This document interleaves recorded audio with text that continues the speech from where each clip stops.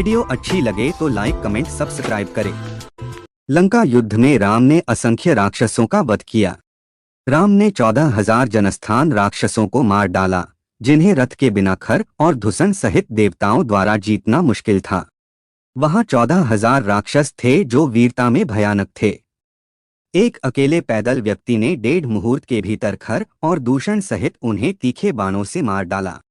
राम ने ब्रह्मास्त्र का प्रयोग कर मारीच का वध कर दिया। उसने एक धधकता हुआ और ज्वलंत हथियार छोड़ा, जिसका निर्माण ब्रह्मा ने किया था और जो सांप की तरह चमक रहा था। उस उत्तम बाण ने मृगरूपधारी के शरीर को बींध डाला। वज्र की तरह यह मारीच के हृदय में प्रवेश कर गया।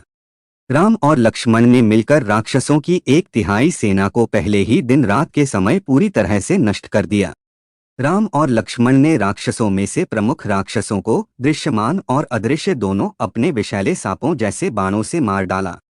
महान योद्धा राम ने क्षण भर में ही आग की लपटों जैसे अपने बाणों से सभी राक्षसों से मुक्त कर दिया। राम ने 4 नियमित बाणों से शिव के दिव्य स्पाइक का मुकाबला करने के बाद मकराक्ष को मारने के लिए पावकास्त्र का उपयोग किया। तब मकराक्ष को अपनी ओर दौड़ते देख रघुवंश के प्रिय राम ने मुस्कुराते हुए अपने धनुष पर अग्नि की अध्यक्षता वाली रहस्यमयी मिसाइल लगा दी। राम की उस मिसाइल के प्रहार से राक्षस का हृदय फट गया और वह वहीं युद्ध भूमि में मरकर गिर पड़ा।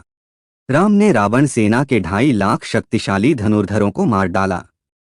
उनमें से प्रत्येक एक ही समय में हजारों वानरों से लड़ने में सक्षम थे। वे धनुर्विद्या और पराक्रम में रावण के समान थे। सेना के एक बड़े हिस्से को नष्ट करने के बाद राम शामिल हुए। राम ने गंडारवास्त्र की माया का प्रयोग किया और आकाश को ढक दिया।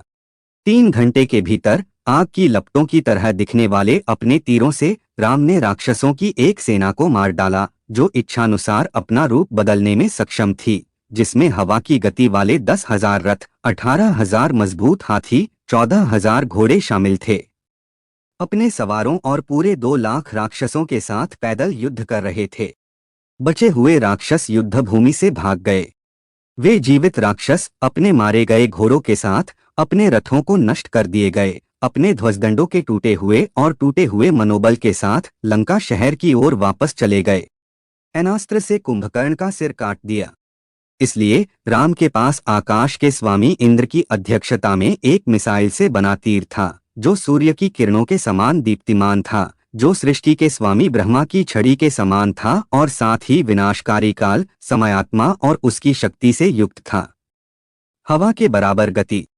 राम के बाण से घायल होकर पर्वत के बराबर उस राक्षस का मस्तक नीचे गिर पड़ा।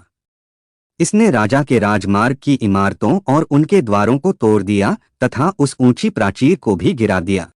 कड़ी लड़ाई के बाद अंततः परम ब्रह्मास्त्र का उपयोग करके रावण को मार डाला। वह बाण जो इंद्र की भुजाओं से छोड़ा गया, वज्र के समान और मृत्यु के देवता यम के समान अभेद्य था, रावण की छाती पर गिरा।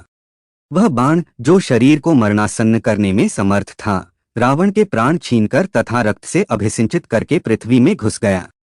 राम ने लक्ष्मण को उच्च ब्रह्मास्त्र का आह्वान करने से मना कर दिया, जो राक्षस सेना की पूरी सैकड़ों अक्षौहिणी सेना को नष्ट करने के लिए पर्याप्त था।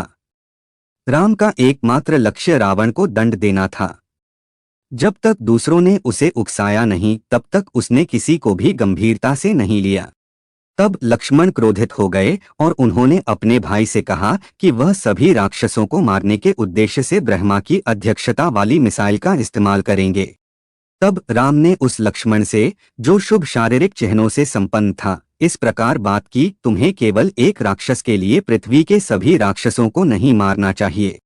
तो कुल मिलाकर राम की शक्ति बेजोड़ थी और उन्होंने केवल रावण के खिलाफ भयंकर युद्ध किया और उसे मारने से पहले उसे 2 बार हराया।